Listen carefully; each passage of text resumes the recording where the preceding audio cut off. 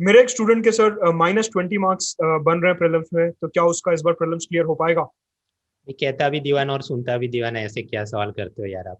खैर बताइए, आप आपने जूम कॉल क्यों किया है? सो अभी रिसेंटली आपको पता है कि ऑफिशियल आंसर की रिलीज हुई है यूपीएससी 2019 प्रीलिम्स की। तो मैं एक डेटा एनालिसिस कर रहा था जिसमें मेरे को एक बड़ा स्टार्टलिंग फैक्ट देखने को मिलता है, और वो ये कि जब मैंने डेटा को कंपेयर करा, जो प्राइवेट इंस्टीट्यूट्स की आंसर की आती है और जो ऑफिशियल यूपीएससी के आंसर की आई है, उनको जब मैंने कंपेयर करा, तो आपने नाम सुना होगा एक वेबसाइट का, mrunal.org। हाँ, मेरी उनकी वेबसाइट। प्राइवेट आंसर की में 3 गलतियां थी। भाई ये तो, अब मैं शीशे के महल में रहता हूँ तो आप पत्थर फेंकने आ गए कि आंसर की गलत है। लेकिन मैं अकेला शीशे के घर में नहीं रहता, दूसरे भी होंगे, इन सबका भी निकालो क्या है डेटा। बिल्कुल सही बात है। सो दृष्टि आईएएस के 3 आंसर्स गलत थे, आईएएस बाबा के 3 आंसर्स गलत थे, जागरण जोश की आंसर की जब मैंने ऑफिशियल से मैच करी तो 4 आंसर्स गलत थे, विजन आईएएस के 4 आंसर्स गलत थे, बायजूस के 5 आंसर्स, इनसाइट्स के 5, शंकर आईएएस के 7, और वाजीराम।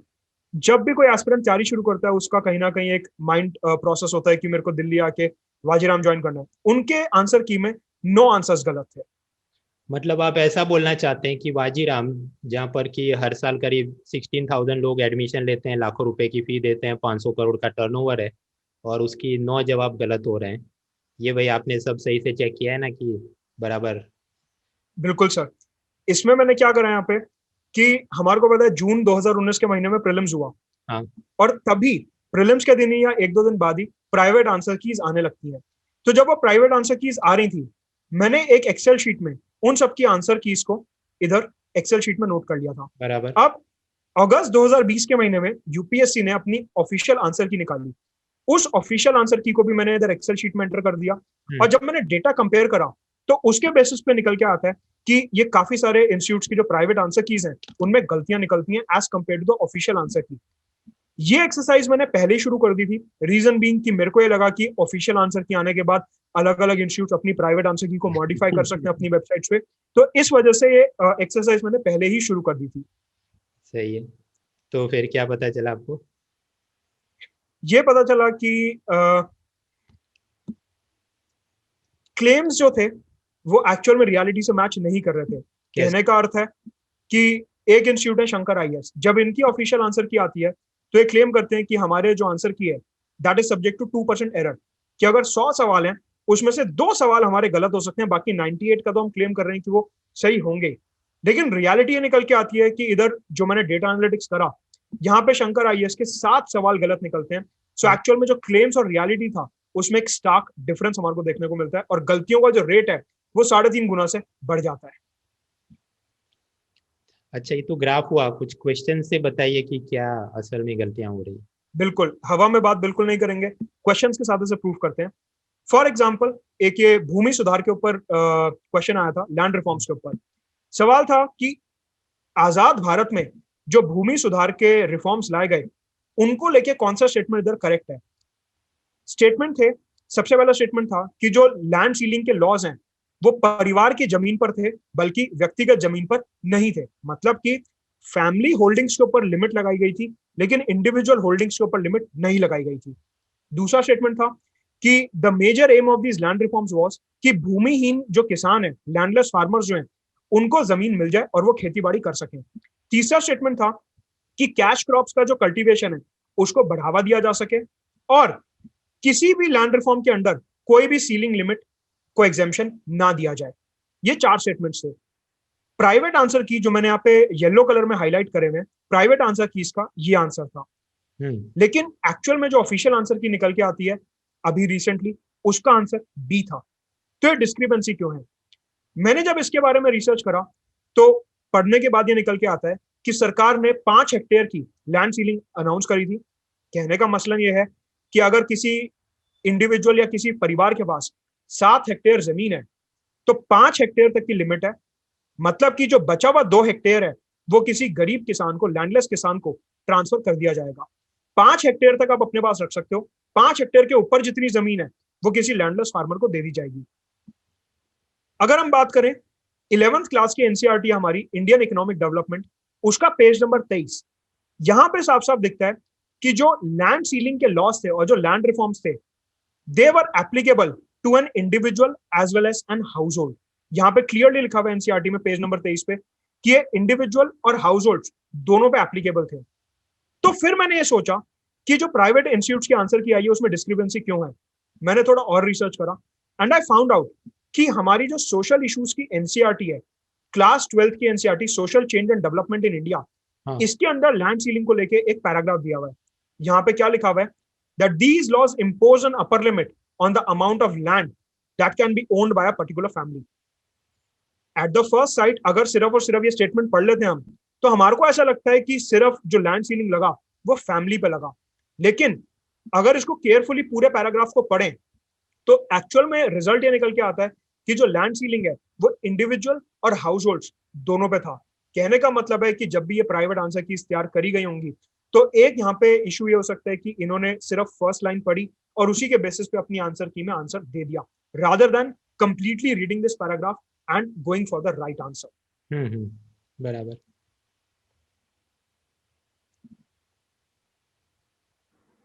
ऐसे ही और भी सवाल है, दिखाइए। For example.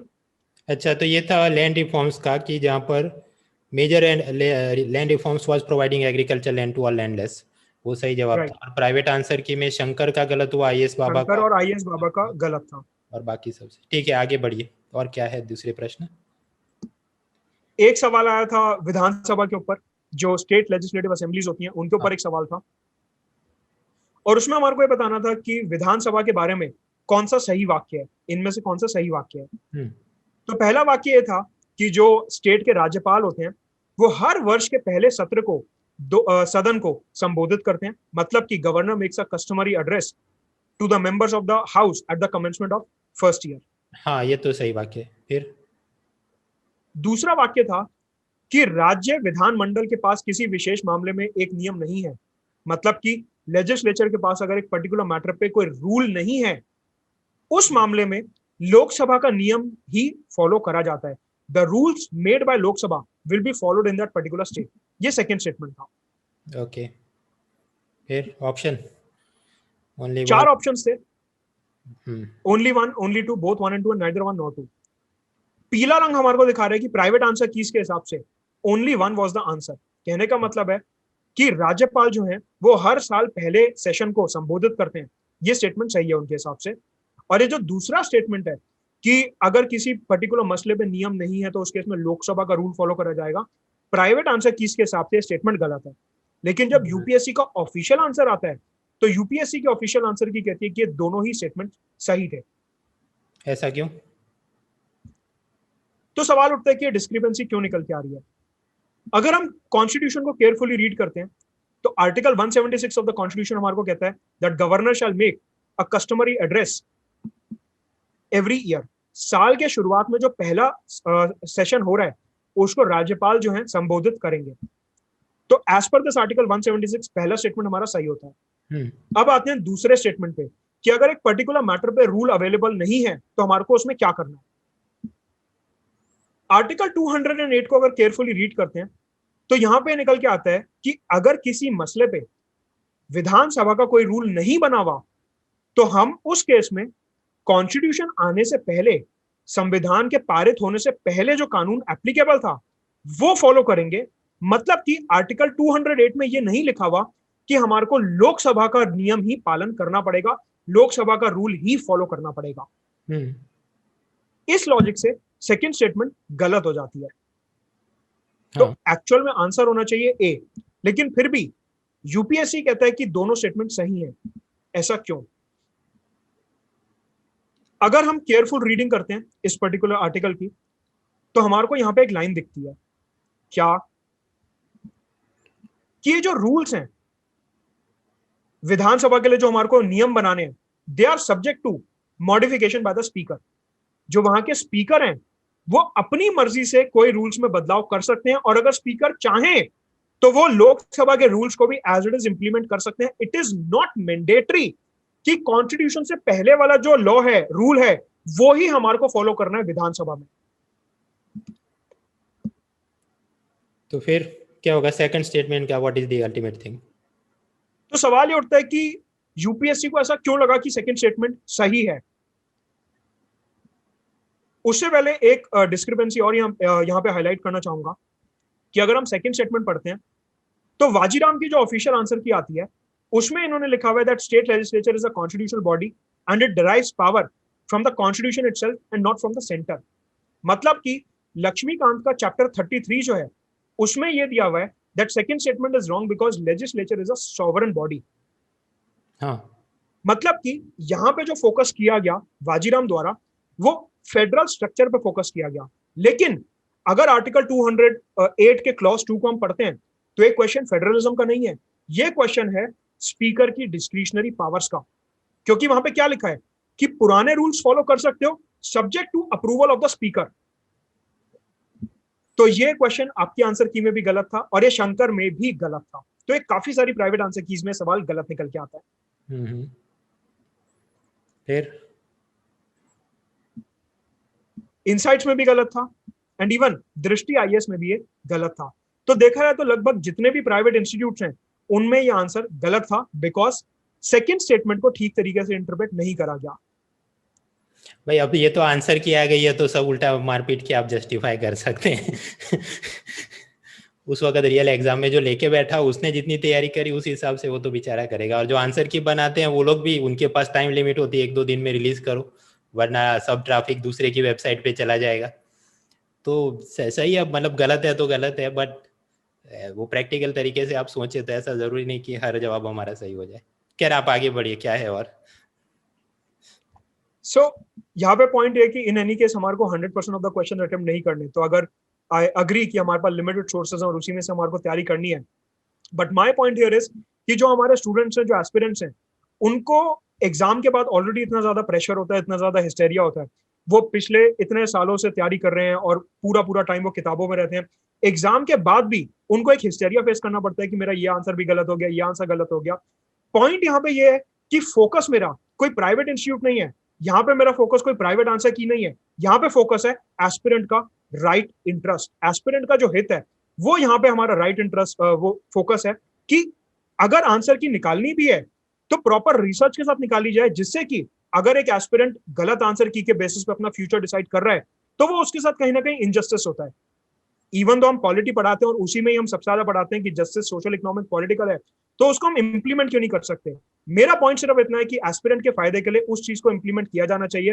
एंड जब आंसर की निकलती है तो उसमें कोई जल्दबाजी नहीं है। अगर हम थोड़ा सा टाइम लेके प्रॉपर रिसर्च करके आंसर निकाल भी रहे हैं, aspirant will be at a sure shot place कि हाँ मेरा इतना स्कोर बन रहा है and he can plan accordingly. Coming back to this question of Lok Sabha rules, proper research करने के बाद मेरे को मिलता है कि महाराष्ट्र लेजिस्लेटिव असेंबली के जो रूल्स हैं उनका एक गेजेट आया था, इसको मैंने पढ़ा प्रॉपरली। इसको पढ़ने के बाद निकल के आता है कि महाराष्ट्र की असेंबली खुद एक्सेप्ट करती है कि हमने लोकसभा के बेसिस पे ही अपना क्वेश्चन का प्रोसेस और ये सारी चीजें अडॉप्ट करी हैं। यूपीएससी ने जो एक्चुअल इंटरप्रिटेशन दिया वो इस चीज को ध्यान में रखते हुए दिया कि प्रैक्टिकली आज की तारीख में जो विधानसभाएं हैं वो लोकसभा के रूल्स को फॉलो कर रही हैं at most of the places, और ये विधानसभा के खुद के रूल्स कहते हैं। तो इस लॉजिक से वी कैन प्रूव कि हमारी दोनों स्टेटमेंट्स जो थी वो सही थी और यूपीएससी ने जो इंटरप्रिटेशन करा वो एक तरीके से सही करा। हमने सिर्फ और सिर्फ आर्टिकल 208 का एक नैरो इंटरप्रिटेशन देखा या जो स्टैंडर्ड किताबों में स्टेटमेंट्स हैं वो देखी, लेकिन प्रैक्टिकली ऑन ग्राउंड क्या हो रहा है यूपीएससी उस पर फोकस कर रहा था। ठीक है, और क्या प्रश्न था? इसके अलावा एक क्रॉप बर्निंग के ऊपर सवाल था और क्वेश्चन था कि जब भी हम क्रॉप को या बायोमास रेजिड्यू को जलाते हैं तो उसमें कौन कौन सी गैसेस रिलीज होती हैं, carbon monoxide, methane, ozone, sulphur dioxide. और इसके बेसिस पे हमारे को आंसर की चूज करनी थी। एक मिनट, जो प्राइवेट आंसर कीज हैं मैं देख लूं जरा, उनका आंसर इधर सी था, ऑप्शन 1 और 4। मतलब कि क्रॉप जलाने पे कार्बन मोनोऑक्साइड और सल्फर डाइऑक्साइड ही निकलता है, लेकिन ऑफिशियली जो यूपीएससी का आंसर की था वो डी था कि क्रॉप जलाने पे चारों के चारों गैसेस रिलीज होते हैं। एक मिनट मोदित भाई, ये देखिए ओजोन, तो ओजोन के अंदर तो ये होता है कि मतलब कहीं से केमिकल रिलीज होगा, उसके बाद सनलाइट के साथ वो रिएक्ट करेगा तब जाके ओजोन गैस बनता है। तो क्रॉप जलाएंगे तो सीधा तो ओजोन थोड़ी बनने वाला है, उसमें से कुछ रिलीज होगा फिर सनलाइट, तो बीरबल की खिचड़ी वाली बात हुई। और मीथेन का भी, मीथेन तो खुद ही इन्फ्लेमेबल गैस है, ज्वलनशील वायु, तो अगर सही से जल रहा है तो वो तो जल ही जाएगा, तो निकलेगा कैसे, सिवाय कि आंशिक दहन हो रहा है, पार्शियल कंबस्टन। तो मतलब उस हिसाब से तो इंटरप्रिटेशन करे तो 1 and 4 सी होना चाहिए। कह रहा ये कैसे है, 4 सही कैसे हैं बताइए। चारों सही इस तरीके से हैं कि अच्छा, तो मैंने इवन ऐसा अगर करा हम था देखें कि तो वाजीराम ने आंसर सी दिया हुआ है, तो 1 and 4 ओनली। इवन आपकी वेबसाइट पे भी अगर हम देखते हैं ध्यान से, तो आपने 2 ऑप्शंस दिए हुए हैं बेस्ड अपॉन एनालिसिस। जो 2017 में इंडियन एक्सप्रेस का एक आर्टिकल आया था, उसके बेसिस पे आपने बोला कि आंसर सी भी हो सकता है और आंसर डी भी हो सकता है। तो सवाल उठता है कि ये क्रॉप बर्निंग का सवाल क्या था। फूड एंड एग्रीकल्चर ऑर्गेनाइजेशन जो यूनाइटेड नेशन से एफिलिएटेड है, उनकी वेबसाइट पे अगर ध्यान से हम पढ़ते हैं तो हमारे को दिखता है कि green house gas emission from burning crop residues consist of methane and nitrous oxides. Categorically mentioned है कि जब भी जब पराली की बर्निंग होती है, पराली जो क्रॉप रेजिड्यू होता है, जब उसको जलाया जाता है, स्टबल बर्निंग होती है, तो मीथेन रिलीज होता है। ऐसा फूड एंड एग्रीकल्चर ऑर्गेनाइजेशन की रिसर्च हमारे को शो करती है। अगर ओजोन की बात करते हैं, ये स्ट्रेट फॉरवर्ड क्वेश्चन नहीं था जैसा कि आपने हाईलाइट करा। इसके बारे में काफी रिसर्च पेपर्स वगैरह देखने पड़े, और एक रिसर्च पेपर जो इधर Taiwan association for aerosol research ने निकाला था, हमारे इंडियन साइंटिस्ट ही इसमें इन्वॉल्व थे। इनका रिसर्च पेपर अगर ध्यान से देखते हैं तो ये प्रूफ करते हैं कि सैटेलाइट ऑब्जर्वेशन हमारे को दिखाते हैं कि जब भी क्रॉप बर्निंग या रेजिड्यू बर्निंग होती है तो उसमें मीथेन, कार्बन मोनोऑक्साइड और दूसरे एरोसोल्स निकल के बाहर आते हैं। नहीं रुकिए, तो ये जो क्या यूपीएससी ने लिखा जो है, 1 मिनट मोदित भाई। Satellite observations have revealed elevated levels of ozone, carbon monoxide and aerosols over the vast areas. तो वो तो मतलब उसमें से केमिकल निकलेंगे, सनलाइट से रिएक्ट करेगा, फिर मे बी 5 दिन 10 दिन महीने बाद वो तो बढ़ सकता है, तो फिर सैटेलाइट में तो डेटा दिखेगा। बट ये जो प्रश्न है कि जलाने से तुरंत क्या निकलता है, तो ये तो अब क्योंकि आंसर की आई है ऑफिशियल आंसर की, तो रिसर्च पेपर इधर उधर से डाल के कोई भी मारपीट के जस्टिफाई कर सकता है। बट मेरे हिसाब से ये प्रश्न यूपीएससी वालों ने और ठीक से वो क्लैरिटी से बनाना चाहिए था। खैर अब तो आ गया, तो बिल्कुल अब तो सब कुछ बोल सकते हैं लोग मारपीट के, मैं भी कोई बना सकता हूँ कि ये देखो ऐसा है। खैर बताइए और वो क्या बात है। आप बिल्कुल सही बोल रहे हैं, बट मेरा पर्पस यहाँ पे ये है कि यूपीएससी किस तरीके से सवाल को इंटरप्रेट कर रहा है। आपको पता होगा कि यूपीएससी हर साल अलग तरीके से क्वेश्चंस को इंटरप्रेट करता है। तो यहाँ पे मेरा पॉइंट बताने का ये है कि जो सीधा सीधा हमारे को दिखता है, कई बार यूपीएससी उससे आगे जाके देख रहा होता है, उससे डिटेल्ड लेवल में इंटरप्रेट कर रहा होता है। कहने का पर्पस है कि holistic study is the way forward rather than कि हम शॉर्टकट्स पे ज्यादा बिलीव करें। ये सब चिकनी चुपड़ी बात है भाई, होलिस्टिक स्टडी कैसे करे आदमी, इतना सारा बड़ा सा 2 पेपर अपने प्रीलिम में और 4 पेपर मेंस में और एक ऑप्शनल, उसके 2 पेपर करो तो फिर। खैर अभी गलत है तो कोई ये बोल सकता है ये तो मतलब ग्रेप्स आर सावर, तो आप मतलब मृणाल बड़ास निकाल रहा है, बट ये क्वेश्चन सही से बनाना चाहिए था उनको। ये खैर राइट। है तो है, हम मानते तो हैं हमारी गलत है, आगे बढ़िए। सो हेंस प्रूव्ड कि ये चारों गैसेस जो हैं वो निकलती हैं, और यूपीएससी ने भी उसी पॉइंट को प्रूव करा है। ठीक है चल। वैसे तो सर देखिए, यहाँ पे 13 ऐसे क्वेश्चंस थे जिनमें डिस्क्रिपेंसी देखने को मिलती है, बट अगेन क्योंकि थोड़ा सा टाइम का कंस्ट्रेंट रहता है, सो 3 क्वेश्चंस मैंने यहाँ पे प्रूव कर दिए हैं। बाकी जो सारे के सारे आंसर्स हैं वो मैंने आपको ईमेल कर दिया था, एक बार आप प्लीज चेक कर लेंगे as a okay guest article. तो अगर आपको ठीक लगे तो आप अपनी वेबसाइट पे उसे as a guest article publish कर सकते हैं, और जो बचे हुए क्वेश्चंस की एक्सप्लेनेशन है उसकी डिटेल्ड वीडियो मेरे यूट्यूब चैनल पे जो यहाँ पे मेंशन्ड है उस पे एस्पिरेंट्स को मिल जाएगी। क्या है चैनल का नाम? youtube.com/मुदित गुप्ता, ठीक है, ओके राइट। सही है। तो ऐसे ही यहाँ पे हाइड्रोजन सीएनजी के ऊपर एक सवाल था जिसमें बताना था कि सार्वजनिक बसों में हाइड्रोजन से संपन्न सीएनजी इंजन अगर इस्तेमाल करें तो उसका क्या फायदा रहेगा। उसमें भी अगेन यहाँ पे डिस्क्रिपेंसी देखने को मिलती है। लाइकवाइज डीएनए के ऊपर एक सवाल था, उसमें most of the private institute ने सही आंसर दिया, लेकिन एक इंस्टीट्यूट ने जो माना जाता है कि जिनके बिना तैयारी अधूरी है, उन्होंने यहाँ पे ये डिक्लेयर कर दिया कि ये तो सवाल ही गलत है। नहीं ये रुकिए रुकिए मुझे देखने दीजिए, क्या है क्रोमोसोम डीएनए, ठीक है। ऐसा एक और भी प्रश्न था, तानसेन के बारे में पूछा गया कि 4 स्टेटमेंट और उसमें से सही कौन सा है।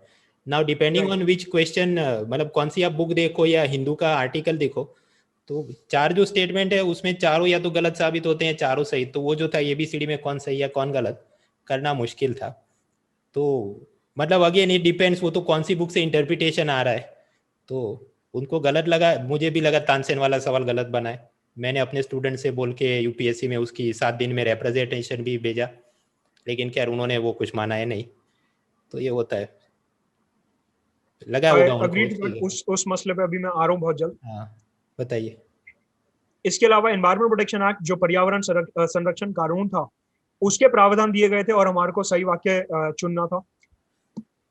Also drug resistance science and related question था जिसमें डिस्क्रिपेंसी देखने को मिलती है। ये तो हर इन साल सब की आता ही है कि वो कौन सा होगा नहीं होगा, मेडिसिन या फिजिक्स या केमिस्ट्री का, कि जहाँ पर ऐसा राइट, तमाशा होता ही है जी। और क्या था? तो इन सब की डिटेल एक्सप्लेनेशन मैंने आपको ऑलरेडी मेल कर दी थी। ओके। ऑल्सो माइनर मिनरल से रिलेटेड जो गौण खनिजों के बारे में था कि केंद्र और राज्यों की सरकारों की सत्ता किस पे रहती है, उससे रिलेटेड सवाल में डिस्क्रिपेंसी थी। डिजिटल सिग्नेचर आजकल क्योंकि डिजिटल इंडिया है और सब कुछ डिजिटल ही हो रहा है, तो डॉक्यूमेंट्स एक दूसरे को भेज दिए जाते हैं ई सिग्नेचर के लिए, उससे रिलेटेड सवाल था। काफी प्रैक्टिकल सवाल था कि हम कॉर्पोरेट दुनिया में या फिर इधर उधर जो डिजिटल सिग्नेचर यूज कर रहे हैं उसका किस तरीके से यूजेज किया जा रहा है। तो यहाँ पे भी इंटरप्रिटेशन को लेके प्राइवेट इंस्टीट्यूट और ऑफिशियल आंसर की के बीच में डिस्क्रिपेंसी देखने को मिलती है। लाइक वाइज रामसर साइट्स को लेके था। एक मिनट, ये क्या है? रामसर के अंदर mandatory for government to protect conserve wetlands, Ramsar rule भाई, ये तो जहाँ तक मुझे याद आता है 20-30 पन्ने की इसकी पीडीएफ फाइल है रामसर रूल की। वो आराम से पढ़ो और उसका इंटरप्रिटेशन करके इसका जवाब बनाओ तो 3 घंटे तो इसी में लग जाए। तो फिर वो तो कितना जो सही लगे उस हिसाब से फिर कॉमन लॉजिक से आदमी कुछ टिक करेगा। अब ये क्या इधर आपने लिखा शंकर, इनसाइट, विजन, मृणाल, दृष्टि, वाजी सबके गलत हैं। हाँ भाई चलिए मानते हैं गलत है, पर ये तो प्रश्न ही ऐसा है यार, इसका 3 घंटे लेके बैठे रहेंगे तो बाकी की आंसर की कब बनेगी? तो ये तो यूपीएससी तो इतने अतरंगी प्रश्न पूछता है, सब तो टिक कर भी नहीं सकते। पॉइंट ये है कि अगर हम किसी चीज में श्योर नहीं है तो इट्स बेटर कि वहां पे लिख देना चाहिए एस्पिरेंट के लिए कि हम इसमें श्योर नहीं है, हो सकता है कि इसका आंसर आगे जाके चेंज हो जाए। अब ये क्लेम करना कि हमारे आंसर सही है, उसमें 2% की गलती होगी, तो वो एस्पिरेंट के साथ कहीं ना कहीं इनजस्टिस हो जाता है। अगर नहीं पता तो सीधा मेंशन कर देना चाहिए that there is some discrepancy, हो सकता है आगे जाके यूपीएससी इसका आंसर चेंज कर दे। तो यूपीएससी अच्छे सवाल बनाए तो ऐसे सब तमाशे करने ही नहीं पड़े ना। और पहली बात कि वो एग्जाम खत्म होने के बाद खुद ही आंसर क्यों रिलीज क्यों नहीं कर देते कि प्राइवेट इंस्टीट्यूट वालों को बनानी पड़ती है। और ये सब 1 साल बाद, अब पिछले साल की परीक्षा थी, 1 साल के ऊपर हो गया, अब आप आंसर की दे रहे हैं और फिर ये सब एनालिसिस। तो ये तो मतलब ये तो अब यूपीएससी अपोलॉजिस्ट बन के बोल सकते हैं सब लोग, हाँ ये है, और आपको सपना आ जाना चाहिए था कि ये वेटलैंड में ऐसे इंटरप्रिट करना था।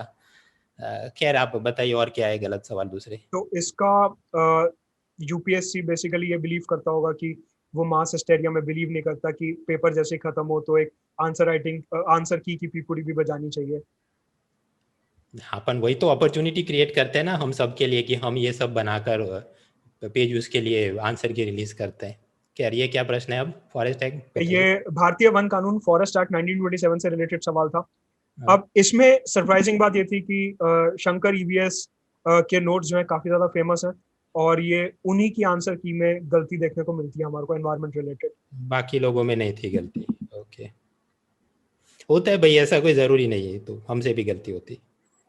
अच्छा ये क्या प्रश्न? ऑल्सो 5 ईयर प्लान से रिलेटेड, अब ये काफी ज्यादा थियोरिटिकल क्वेश्चन था जो 5 ईयर प्लान अगेन रेलेवेंट नहीं है इतने ज्यादा, बट उनको लेके यहाँ पे डिस्क्रिपेंसी थी जो बायजूस और इनसाइट्स ऑन इंडिया की आंसर की में गलत देखने को मिलता है। एक मिनट देखिए, with reference to India's 5 year plan statement देखिए, from second 5 year plan there was a determined thirst towards substitution of basic and capital goods industry. तो हिंदी करें तो दूसरी पंचवर्षीय योजना से ये जो बुनियादी और पूंजीगत सामान का सब्स्टिट्यूशन, रिप्लेसमेंट करने की तरफ जोर था। अब वेरे सब्स्टिट्यूशन मतलब अगर हिंदी उसका समझने जाओ तो मतलब ये नहीं बनाएंगे इसके बदले ब्रेड बटर बनाएंगे, वेरे जो टेक्निकल वर्ड असल में होना चाहिए यहाँ पर कि इंपोर्ट सब्स्टिट्यूशन पर इम्पोर्ट फोकस। सब्स्टिट्यूशन होना चाहिए था, हाँ करेक्ट। तो मतलब इस हिसाब से कुछ लोगों ने किया होगा ए या बी। तो ये इनसाइट और बायजू आई थिंक वो उसके literal interpretation substitution means replacement में गए। तो अगेन ये इनकी वो गलती नहीं है, ये यूपीएससी वालों ने एग्जामिनर वेगली को लगा वर्डिंग। कि इम्पोर्ट सब्स्टिट्यूशन एस्पिरेंट अपने आप एज्यूम कर लेगा कि सब्स्टिट्यूशन इम्पोर्ट का ही होता है, डोमेस्टिक प्रोडक्शन का सब्स्टिट्यूशन नहीं होता।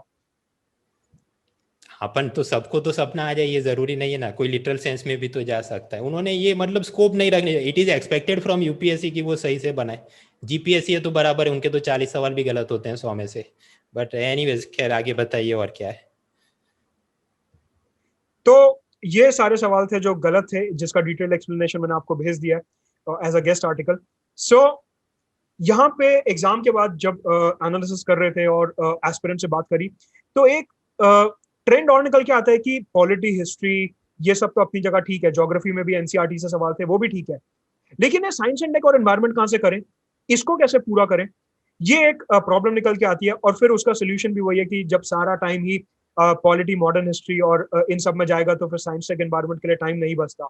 और एनवायरमेंट और साइंस एंड टेक को हमेशा एक सेकंड क्लास सिटीजन की तरह ट्रीट करा जाता है कि पॉलिटी के लिए तो पूरी किताब पढ़ेंगे, हिस्ट्री के लिए भी पूरी किताब पढ़ेंगे, ज्योग्राफी के लिए भी पूरी किताब, लेकिन जब साइंस एंड टेक और एनवायरमेंट की बात आती है तो ये वाला पीडीएफ दे दो, लाल पीडीएफ, पीला पीडीएफ, ये सब भेज दो, तो वो पीडीएफ से एग्जाम से पहले पढ़ के फटाफट खत्म करने की बात होती है। तो सब्जेक्ट्स को वेटेज के हिसाब से, डिफिकल्टी के हिसाब से एस्पिरेंट्स टाइम अलॉट नहीं कर रहे हैं। यहाँ से एक कंक्लूजन ये भी निकलता है। बराबर। तो अब सवाल उठता है कि जो प्राइवेट आंसर कीज थी, आपने कुछ बीच में मुद्दे उठाए कि टाइम की कमी होती है और फिर एक सपना भी नहीं आ रहा है कि यूपीएससी किस तरीके से इंटरप्रेट कर रहा है, अलग अलग किताबों में अलग अलग इंटरप्रिटेशन है। तो यहाँ पे कुछ अगर रीजंस देखने की कोशिश करें कि प्राइवेट आंसर की के जो आंसर्स थे उनमें डिस्क्रिपेंसी क्यों देखने को मिलती है 3 से लेकर 9 तक, कि कुछ में 3 गलत थे, कुछ में 9 गलत थे, ऐसी डिस्क्रिपेंसी क्यों देखने को मिलती है। तो उसका सबसे पहला रीजन जो आपने राइटली पॉइंट आउट करा बिगनिंग में, कि एक हिस्टेरिया होता है। एस्पिरेंट जैसे एग्जाम हॉल से बाहर आता है, इवन पेपर 1 और पेपर 2 के बीच में 2 से 3 घंटे का ब्रेक मिलता है, कुछ इंस्टीट्यूट्स उसी ब्रेक में आंसर की बना के निकाल देते हैं कि सीसेट से पहले ही आंसर की आ गई। तो बेसिकली एक जो एंग्जाइटी होती है स्टूडेंट की, एक जो जल्दबाजी का जो कैपिटलाइज करना होता है उसके ऊपर, उस चीज को ध्यान में रखते हुए फटाफट आंसर की बनाई जाती है, जिसकी वजह से स्वाभाविक है गलतियां होंगी ही होंगी जी। इसके अलावा जो कंटेंट टीम्स होती हैं, ऑब्वियसली फैकल्टीज इतना ज्यादा इसमें इन्वॉल्व नहीं होते, जो कंटेंट टीम्स होती हैं, इंटर्न्स होते हैं, या जो नए लोग आए हैं इंडस्ट्री में, वो भी इस आंसर की मेकिंग में इन्वॉल्व होते हैं। उनको इतना ज्यादा आइडिया नहीं होता कि किस डिटेल में यूपीएससी इंटरप्रेट कर सकता है, एंड हेंस विकिपीडिया और इन सब वेबसाइट से कॉपी वेस्ट कर दिया जाता है। सही बात है, ये एकदम सही बात है। आजकल बहुत सारे चिकनी चुपड़ी बातें करने वाले एमबीए टाइप्स आ गए हैं और वेबसाइट खोल के शुरू हो गए हैं। ये आंसर की गलत होती है, विकिपीडिया से एक एक लाइन उठा के इंटरप्रेट कर दिया, वही तमाशा चलता है। ये सही है आपकी बात। और यहाँ पे ये भी हो रहा है टाइम सेव करने के लिए कि अगर एक इंस्टीट्यूट के आंसर की जल्दी आ गई तो उसी में एक दो जो क्वेश्चन है थोड़े मुश्किल वाले, उनका आंसर चेंज करा, बाकी तो ठीक है uniform as it is copy paste ही कर देते हैं, क्योंकि जल्दी से जल्दी करना है, पेज व्यूज, क्लिक बेट वगैरह क्रिएट करना है। सो उस चक्कर में भी प्राइवेट आंसर कीज हम देखेंगे कि सेम गलतियां हमारे को देखने को मिल रही हैं। मतलब ऐसा भी नहीं है कि गलतियां अलग हैं, एक अगर इंस्टीट्यूट का आंसर एक गलत है तो बाकियों का भी वो गलत देखने को मिल रहा है। एक दो केस में हो तो समझ आता है, लेकिन मोस्ट ऑफ द केसेस में डिस्क्रिपेंसी देखने को मिलती है। लेकिन ये भी जरूरी नहीं मुदित भाई कि सब लोग ऐसे काम चोरी करते हैं, हम लोग तो ठीक से बनाते हैं भाई। दूसरे इंस्टीट्यूट भी हैं, वो भी ठीक से ही मेहनत से बनाते हैं। हर एक आदमी कोई विकिपीडिया लेके नहीं बैठा है। राइट, बिल्कुल सही बात है। और उसी को मैंने आगे डील भी करा अपने इसी प्रेजेंटेशन में कि सारे केसेस ऐसे गलत नहीं होते, सारी आंसर कीज गलत नहीं होती। कुछ जगह पे जेन्युइन मिस इंटरप्रिटेशन हमारे को देखने को मिलता है कि यूपीएससी कई जगह पे कुछ और एंगल पे सोच रहा होता है और प्राइवेट इंस्टीट्यूट्स कुछ और एंगल पे सोच रहे होते हैं, और उसमें प्राइवेट इंस्टीट्यूट्स की गलती नहीं है। अगर ये कहते हैं हम कि अगर 3 सवाल गलत हैं, 5 सवाल गलत हैं, 9 सवाल गलत हैं, तो वो इंस्टीट्यूट ही गलत है, ऐसा कहना ठीक नहीं होगा। कहने का पॉइंट ये है कि कुछ गलतियां ऑफकोर्स जल्दबाजी की वजह से, क्लिक बेट की वजह से हैं, लेकिन कुछ गलतियां जेन्युइनली इसलिए भी हैं कि यूपीएससी और प्राइवेट इंस्टीट्यूट का इंटरप्रिटेशन ही अलग था, जो ऑफिशियल आंसर की आने के बाद सामने आता है। तो ये कहना गलत होगा कि सारे के सारे जो डिस्क्रिपेंसीज हैं वो सिर्फ इसलिए हैं कि काम चोरी हो रही है। ऑल्सो कई जगह हमने देखा कि यूपीएससी एनसीईआरटी का डेफिनेशन फॉलो करता है कि एनसीईआरटी में कुछ पैराग्राफ दिया हुआ है वो फॉलो कर रहा है। For example interpretation over the supreme court judgement 2017 का क्वेश्चन था, यूपीएससी ने उसमें एनसीईआरटी वाला ही डेफिनेशन फॉलो करा। लेकिन अगर हम बात करें कि कैबिनेट फॉर्म ऑफ गवर्नमेंट का ही सवाल था सेम ईयर में 2017 में, यूपीएससी ने जो एनसीईआरटी में लिखा हुआ है उससे बिल्कुल अलग इंटरप्रिटेशन दिया। तो यूपीएससी भी यहाँ पे एक स्टैंडर्ड ट्रेंड फॉलो नहीं कर रहा कि मतलब अगर हम फॉलो करें तो क्या फॉलो करें। यूपीएससी को लगता है एनसीईआरटी ठीक है तो वो एनसीईआरटी की तरफ चले जाते हैं, उनको लगता है कि प्राइवेट बुक में या कोई और रिसर्च पेपर वगैरह में कुछ सही दिया हुआ है वो उसकी तरफ चले जाते हैं, कोई वेल डिफाइंड गाइडलाइंस तो है नहीं। इस वजह से भी प्राइवेट आंसर कीज में थोड़ा सा डिस्क्रिपेंसी देखने को मिलता है। साथ के साथ इवन अगर हम प्राइवेट किताबों की भी बात करते हैं तो उसमें एक किताब कुछ और बोल रही है, दूसरी किताब कुछ और बोल रही है। इवन फॉर एग्जांपल अगर मैं मॉडर्न हिस्ट्री की ही बात करूं, मॉडर्न हिस्ट्री में स्वदेशी मूवमेंट का जो ईयर है किसी किताब में 1903 दिया हुआ है, किसी किताब में 1905 दिया हुआ है, क्योंकि अनऑफिशियली जब सुरेंद्रनाथ बनर्जी ने स्वदेशी मूवमेंट शुरू करा था 1903 में, पार्टीशन ऑफ बंगाल की न्यूज लीक हो गई थी। उसके बाद कांग्रेस के मॉडरेट लीडर्स ने धीरे धीरे अपनी पैम्फलेट्स और आर्टिकल राइटिंग के थ्रू एक्टिविटी शुरू कर दी थी। इस लॉजिक से कुछ बुक्स जो हैं वो ये कहती हैं कि एक्चुअल में जो स्वदेशी मूवमेंट शुरू हुई वो 1903 में शुरू हुई, वेराज दूसरी किताबें बोलती हैं कि जो स्वदेशी मूवमेंट एक्चुअल में शुरू हुई वो 1905 में शुरू हुई, अगस्त के महीने में, जब लॉर्ड कर्जन ने ऑफिशियल अनाउंसमेंट कर दिया था कि पार्टीशन ऑफ बंगाल अब होगा, 19 जुलाई 1905 को। सिमिलरली हड़प्पा के लोग हॉर्स के साथ फेमिलियर थे या नहीं थे, इसके ऊपर भी अलग अलग किताबों में अलग अलग इंटरप्रिटेशन हमारे को देखने को मिलता है। तो ये डिपेंड करता है कि प्राइवेट इंस्टीट्यूट कौन सी आंसर की कौन सी किताब कौन सा सोर्स फॉलो कर रहा है। सही है। आगे लाइकवाइज सारी की सारी इंफॉर्मेशन कई बार बुक्स में अवेलेबल नहीं होती, जैसे हमने रामसर साइट्स का एग्जांपल देखा, या फिर chief secretary appointed by governor, ये यूपीएससी ने बोला कि गलत स्टेटमेंट है। कहने का मतलब है कि इंटरप्रिटेशन के ऊपर काफी ज्यादा यहाँ पे डिफरेंस ऑफ ओपिनियन रहता है, और ये असर्टेन करना काफी ज्यादा मुश्किल हो जाता है प्राइवेट आंसर कीज के लिए भी कि यूपीएससी किस नजरिए से सवाल को देख रहा है। ऑल्सो कई बार ये होता है कि जैसा आपने बोला रामसर साइट्स वाला सवाल था, 25-30 पेज का पीडीएफ है उसमें, तो 3-4 घंटे तो एक ही सवाल ढूंढने में लग जाएंगे, तो फिर आंसर की कब रिलीज होगी।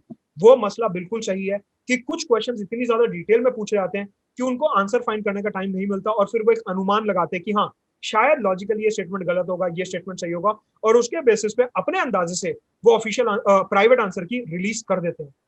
तो ये कहना कि सारे के सारे इंस्टीट्यूट काम चोरी कर रहे हैं ये गलत होगा। ये कह देना कि सिर्फ और सिर्फ इंटरप्रिटेशन का ही डिफरेंस है वो भी गलत होगा। मतलब कि अगर for example x number of questions गलत हैं, तो कुछ गलत हैं काम चोरी की वजह से और कुछ गलत हैं इन सारे फैक्टर्स की वजह से। बराबर। लेकिन इसमें यहाँ पे जैसा कि मैंने आपको बताया कि एग्जाम खत्म होते ही हमारे जो एस्पिरेंट्स हैं उनके मन में एक हिस्टेरिया होता है कि मैं ये एग्जाम क्लियर कर पाऊंगा या नहीं कर पाऊंगा, मेरे कितने सही होंगे कितने गलत होंगे, एक डर बैठ जाता है मन में। उस डर को कैपिटलाइज करने के लिए और अपनी तरफ ऑडियंस को खींचने के लिए कि हाँ देखो इस बार 80 से 90 क्वेश्चन हमारे ही मटेरियल से आए थे, तो अब जिस एस्पिरेंट का क्लियर नहीं हुआ वो अगली बार उसी इंस्टीट्यूट की तरफ जाएगा कि हाँ देखो ये वाले सर के जो सवाल हैं निकलते हैं प्रीलिम्स में, सारे के सारे 70, 80, 90 सवाल निकलते हैं, तो यही वाला इंस्टीट्यूट हम ज्वाइन कर लेते हैं। तो एक जो मास हिस्टेरिया होता है, जो मार्केटिंग होती है, फर्जी। जहाँ तक मेरी समझ है वो एग्जाम खत्म होने के बाद वो क्वेश्चन देख के अपना मटेरियल चेंज कर देते हैं और एक बुकलेट निकाल के अपनी रिसेप्शनिस्ट को दे देते हैं, फिर बच्चा आएगा तो दिखाएगा देखो मेरे। ये तो खैर अब पब्लिक समझदार हो गई है, वो 90s के जमाने में वो बेवकूफ़ बना लेते थे। आई डोंट थिंक अब कोई ऐसे जहाँ से में फंसता है। तो जो पॉइंट आपने हाईलाइट करा बिल्कुल सही पॉइंट है कि एग्जाम के बाद आपने अपनी पीडीएफ निकाल दी कि ये देखो ये हमारी लाल किताब है, पीली किताब है, सारे के सारे आर्ट एंड कल्चर के पॉलिटी के सवाल इन्हीं किताबों में से आए थे, ये जस्ट कर लोगे तो हो जाएगा। वरना फिर एक और ट्रेंड बन गया आजकल कि प्रीलिम्स की लंबी लंबी टेस्ट सीरीज निकाल दो, 50 test, sectional test, full length test, फलाना टेस्ट, एनसीईआरटी टेस्ट, और ये सारे टेस्ट 10,000 क्वेश्चन 11,000 क्वेश्चन उसी टेस्ट सीरीज में करा दिए जाते हैं। ऑब्वियसली 11,000 10,000 क्वेश्चन कराए जा रहे हैं तो कुछ बचेगा ही नहीं। एंड में थोड़ा बहुत ट्विस्ट करके हो जाता है कि पैरेलली हमारे टेस्ट सीरीज के बेसिस पे यूपीएससी का सवाल निकल के आता है। सवाल उठता है कि एस्पिरेंट के पास टाइम कम है, और उसमें भी कुछ जो है वर्किंग क्लास एस्पिरेंट है जिनके पास हार्डली दिन के 4 या 5 घंटे निकलते हैं। वो एस्पिरेंट जो दिन के 3 से 4 घंटे निकाल पा रहा है वो किताब पढ़ेगा, स्टैंडर्ड सोर्स पढ़ेगा, अखबार पढ़ेगा, या वो 11,000 10,000 क्वेश्चन सॉल्व करेगा। कहने का मतलब है हम ये मान भी सकते हैं एक बार को कि उनके 10-11 हजार क्वेश्चन के पैरेलल में ही यूपीएससी सवाल पूछ रहा है, लेकिन वो 10-11 हजार क्वेश्चन सॉल्व करने का टाइम आएगा किधर से? पॉसिबल ही नहीं है। और 10-11 हजार कर भी लो तो भी उसके पैरेलल यूपीएससी का पेपर नहीं निकलता है भाई। वो हो सकता है कुछ प्रश्न में पैरेललिज्म पॉलिटी या बेसिक एनसीईआरटी हिस्ट्री का निकल के आए, कोई ऐसा नहीं कि 70 to 80% या 90% ये लोग जो क्लेम कर रहे हैं वो फर्जी बात है, इतना पॉसिबल है ही नहीं। तो एज दिस है कि हमारे को यहाँ पे स्मार्ट वर्क की जरूरत है कि कम टाइम में ज्यादा कंटेंट किस तरीके से गैदर करना है। गधा मजदूरी करने का कोई पॉइंट नहीं है, वरना तो फिर 5 साल भी कम है तैयारी के लिए, और फिर बच्चे को पैदा होते ही जैसे आजकल कोडिंग सिखाई जाती है वैसे एक अलग से इंस्टीट्यूट बना के कि बचपन से ही अपने यूपीएससी की तैयारी शुरू कर दी जाए। सही है। और क्या है यहाँ पे एक ट्रेंड और देखने को मिलता है कि जैसा कि हमारे को पता है कि डर के ऊपर कैपिटलाइज करा जा रहा है, एंग्जाइटी के ऊपर कैपिटलाइज करा जा रहा है। यहाँ पे one mass hysteria is leading to two other mass hysterias, कि एक एस्पिरेंट एग्जाम देके बाहर आया और उसका स्कोर -15.6 बन रहा है और वो पूछ रहा है कि सर मेरा क्लियर हो पाएगा नहीं हो पाएगा। तो यहाँ पे इंस्टीट्यूट क्या जवाब देते हैं? दो तरीके के जवाब बन सकते हैं कि या तो क्लियर होगा या क्लियर नहीं होगा। अगर क्लियर हो रहा है तो हमारी मेंस आंसर टैबलेट है, मेंस आंसर राइटिंग की प्रैक्टिस है, मेंस टेस्ट सीरीज है, ऑप्शनल टेस्ट सीरीज है, कैप्सूल कोर्स है, ये कोर्स है, वो कोर्स है, वो फटाफट खरीद के मेंस की तैयारी शुरू कर दो। अगर जवाब है कि इतने स्कोर पे तो नहीं हो पाएगा, तो उसमें अलग से मार्केटिंग का प्रोपेगेंडा शुरू कर दिया जाता है कि हमारी एनसीईआरटी की टेस्ट सीरीज आ रही है, एनसीईआरटी का कोर्स आ रहा है, बेसिक फाउंडेशन कोर्स आ रहा है, 2 साल का कोर्स आ रहा है, 3 साल का कोर्स आ रहा है, pen drive course, tablet course. तो एस्पिरेंट ऑलरेडी इतना कंफ्यूज है, वो ऑलरेडी इतने हिस्टेरिया में है, उसको पूरे तरीके से कंफ्यूज कर दिया जाता है कि वो एक्चुअली करे तो करे क्या। सही है। और जैसे कि हमने अपने 2 वीडियोस में ऑलरेडी प्रूफ करा हुआ है ये कि डे 1 से मेंस आंसर राइटिंग नहीं होती and NCERT is not the Panacea for selection. इनके अराउंड क्या मास हिस्टेरिया है वो हमने ऑलरेडी इन दोनों लिंक्स पे, जो आपका यूट्यूब चैनल है मृणाल पटेल के नाम से, उस पे ऑलरेडी हमने ये दिखाया हुआ है। तो जो व्यूअर्स नए हैं वो इन दोनों वीडियोस को यहाँ पे देख सकते हैं। तो अभी तक हमने फोकस करा कि किस तरीके से इंस्टीट्यूट्स की कुछ जगह गलती है, कुछ जगह वो सही भी हैं, और सिर्फ ये कह देना कि वो गलत है, वो गलत होगा थोड़ा। लेकिन एस्पिरेंट्स की भी यहाँ पे कहीं ना कहीं गलती हमारे को देखने को मिलती है। एग्जाम से बाहर आते हैं, आंसर की अपनी मैच कर ली।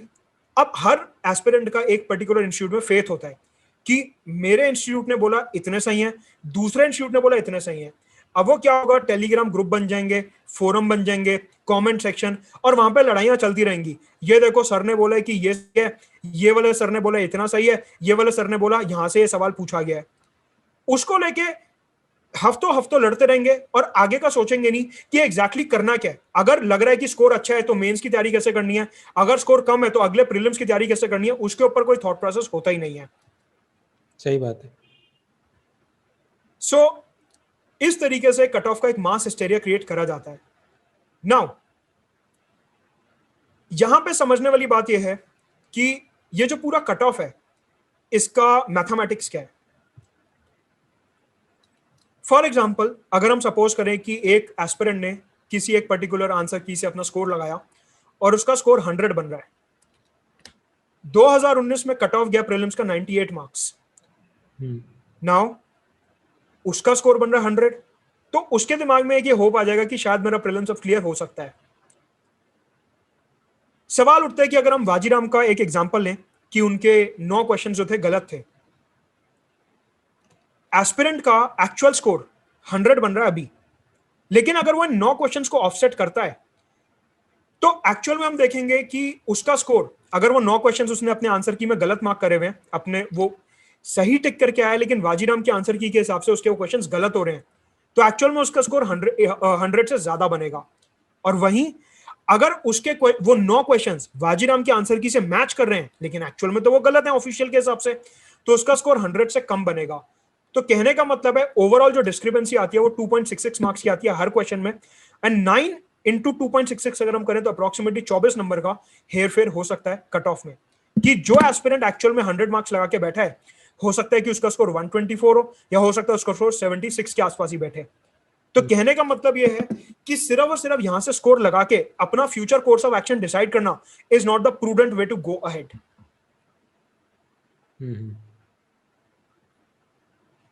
ठीक है। सो सवाल उठता है कि एस्पिरेंट्स को जब वो एग्जाम हॉल से बाहर निकल रहे हैं, एग्जाम देके आए हैं, तो उन्हें क्या करना चाहिए। देखिए स्वाभाविक है कि हर एस्पिरेंट कुछ ना कुछ स्पेकुलेशन करता है और 1-2 दिन लेता है वापस अपने मोड में आने में, फुल फ्लो में आने में। कहने का मतलब है कि इन एनी केस आप एग्जाम देके आए, आपको लग रहा है आपका कट ऑफ क्लियर हो जाएगा, आपको मेंस की तैयारी तो करनी ही है। अगर आपको यह लग रहा है कि आपका कट ऑफ क्लियर नहीं होगा, तो भी आपको अगले साल अगर अटेम्प्ट देना तो उसके मेंस की तैयारी तो करनी ही है। यहां पे मास्टर की सोल्यूशन ये रहेगा कि जैसे आप प्रीलिम्स देके आते हैं, आपको राइट अवे मेंस की तैयारी शुरू कर देनी चाहिए, such as international relations, optional subject, governance, ethics, internal security, ये सारे सब्जेक्ट शुरू कर देने चाहिए। क्योंकि अगर आपका क्लियर हो रहा है तो वो जनवरी 2021 में जो मेंस होगा उसमें काम आएगा। अगर नहीं क्लियर हो रहा तो अगले साल सितंबर में जो मेंस होगा वो उसमें काम आएगा। In any case you would be in a win win situation अगर आप आते ही मेंस की तैयारी शुरू कर देते हो तो। सही बात है। और वैसे भी आजकल तो स्टेट सर्विस वालों ने भी अपना सिलेबस मीन्स का ऐसे चेंज किया है कि जो वहाँ पर है वही यहाँ पर भी आ रहा है, like ethics and governance and other issues. तो जो भी तैयारी करी आदमी ने वो नीचे भी काम में तो आने ही वाली है, वो तो है। राइट।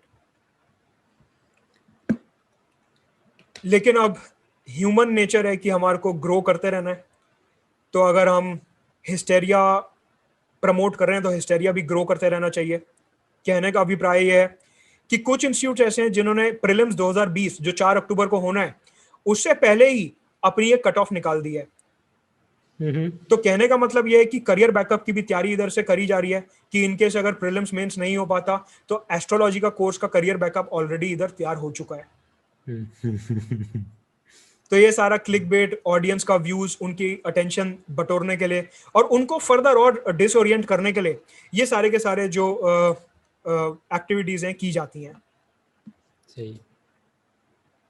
सो यहाँ पे हमने सर दिखाया कि किस तरीके से प्राइवेट आंसर कीज और यूपीएससी की जो ऑफिशियल आंसर की थी उसमें डिस्क्रिपेंसीज थी और उसके क्या कारण थे और एस्पिरेंट्स कहाँ थोड़ा सा डेविएट हो जाते हैं।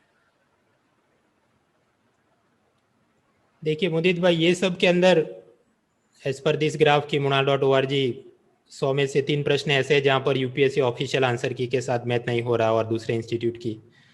अब खैर ये तो ऑफिशियल आंसर की आई है और एक्सेल में मैच करने बैठे तो, बट इसका मतलब अब वो ऐसा तो नहीं था कि रियल एग्जाम या रियल सिचुएशन के अंदर लेके बैठे रहे और सही हो जाने वाला था। क्योंकि इंटरप्रिटेशन के हिसाब से जब यूपीएससी कुछ अलग सोच रहा है, हम अपने हिसाब से इंटरप्रिटेशन करते हैं तो कुछ गलतियां होती है।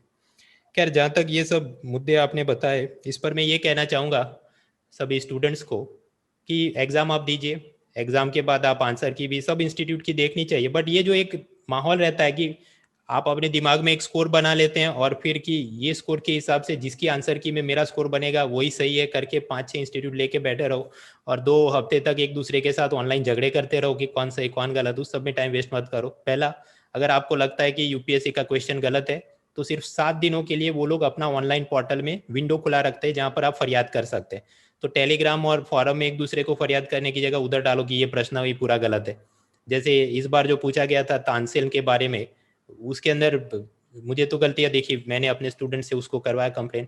क्या यूपीएससी ने उस पर कुछ संज्ञान नहीं लिया, बट एटलीस्ट आप लिखे तो सही आपस में लड़ने की जगह, पहली बात। दूसरा, जब भी आप एग्जाम खत्म करके आते हैं एक एक्सेल फाइल बनाओ या आप गूगल शीट्स के अंदर आप लॉग इन करो, गूगल शीट की फाइल बनाओ।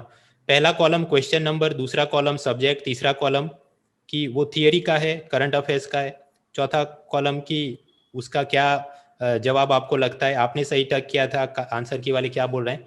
और अल्टीमेटली आप ये एक्सेल फाइल के अंदर सॉर्ट का कमांड दीजिए A to Z या ऐसा कुछ, तो अपने आप दिखा देगा कि हिस्ट्री के इतने क्वेश्चन थे, पॉलिटी के इतने, इकोनॉमी के इतने, और सोर्स के हिसाब से कि स्पेक्ट्रम में से कितने प्रश्न, लक्ष्मीकांत से कितने। क्योंकि 6-8 महीने बाद अगर आप वो ये सब लेके बैठेंगे तो आपको तो यही लगेगा कि पूरा क्वेश्चन तो स्पेक्ट्रम और लक्ष्मीकांत से ही था, बट जब आप ऑब्जेक्टिवली एनालाइज करो तो पता चले कि बहुत सारे क्वेश्चन उसके बाहर के भी थे। सिमिलरली एक परसेप्शन ये चलता है कि शंकर आईएएस की बहुत ज्यादा accurate, but if you go through this type of analysis पता चलता है कि गलतियां तो बहुत ज्यादा है।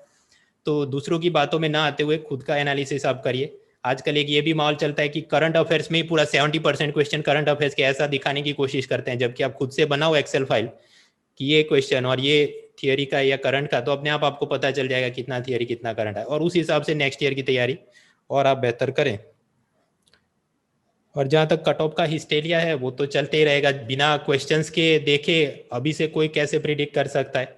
2016 में बहुत इजी पेपर था तो कट ऑफ ऊपर थे, फिर ये 18-19 के काफ़ी टफ रहे तो कट ऑफ नीचे आया। अभी इस बार कोरोना की चलते क्या यूपीएससी एग्जामिनर थोड़ी दया रखेगा कि बच्चों के स्टूडेंट्स के बुक्स एक जगह पर थे और घर पे वो कहीं और चले गए या न्यूज़पेपर बहुत नहीं देख पाए थे, so let us set an easy paper, या फिर कि नहीं हर साल की तरह हमको बेस्ट ऑफिसर चाहिए, let us set a tough paper. तो ये सब देखे बिना हवाबाजी में कुछ भी बोलते रहना और कहना कि इतने मिनिमम टिक करके आओ, इतने ये करो वो करो, ये सब गलत है। आपके पास जो भी मटेरियल है उसमें आराम से पढ़िए और अच्छे से परीक्षा दीजिए, और परीक्षा के बाद खुद एनालिसिस करिए कि क्या क्या गलतियां आपसे हुई। So we wish you all the best for your exams. Thank you very much.